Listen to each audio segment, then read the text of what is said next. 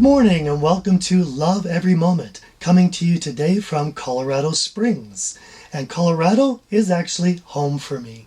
So, today's verse is the second part of Matthew 5:22, but to put it in context, I'll start with 21 and get into it.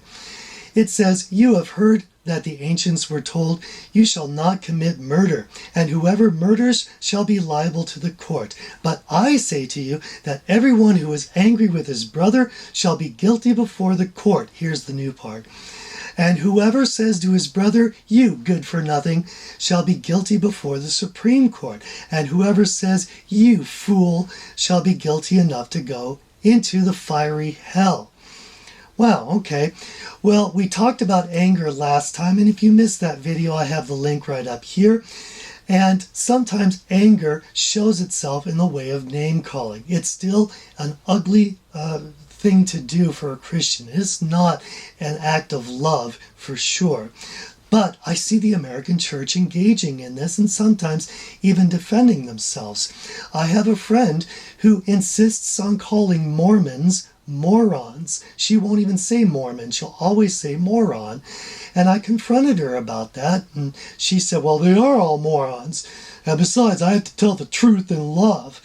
And I said, wow, I don't know where the love is in that. I'm not sure if Mormons really feel the love if they're called morons. I mean, come on. If our goal is to attract people to Jesus by showing the love of Christ, how is that going to bring them to Christ? I just don't know. I myself am a retired German teacher, and now I offer tutoring to homeschool groups in German. And when I advertise, I sometimes get Christian families that will suggest that I'm some sort of a Nazi for teaching German. Seriously? Calling me a Nazi? Aren't we way past that by now? But it's very mean-spirited, and it should have no place in the Christian church. Well, let me give a cross-reference here. This time in the Old Testament, in 2 Samuel chapter 6, and the basic context is that David is bringing back the ark which was stolen, and he's so excited that he takes off his lovely kingly robes and just has his linens on, and he's dancing like a wild man before the Lord because he's so excited about bringing the Ark of the Covenant home.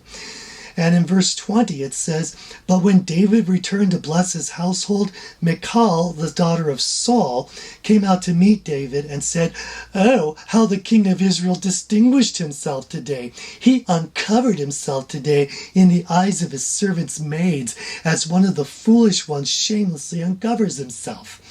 And she's using sarcasm and mockery with the Lord's anointed. And that was just an ugly display.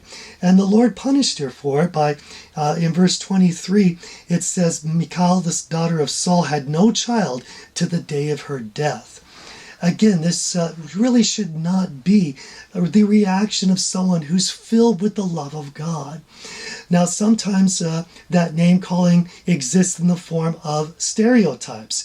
Well, all lawyers are a bunch of so-and-sos, or all politicians are a bunch of so-and-sos, or all telemarketers or whatever.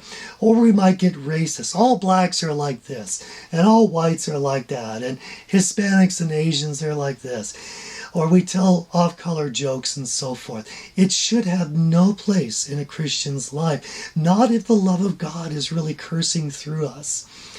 Now, in more modern times, you will see this coming out in social posts, and especially in the form of memes. You might see memes like this one, or like this one.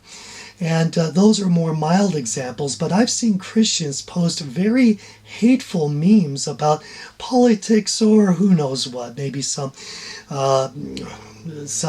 star in TV or movies or sports or something. It's not a loving act.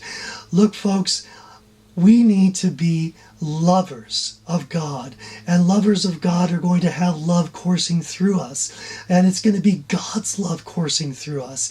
And if we're saying mean things or posting mean things like that, it should be a real wake-up call to us. Let's choose love, because if we love every moment, we're going to love every moment. I'm your average wretch, and I hope you have a good week.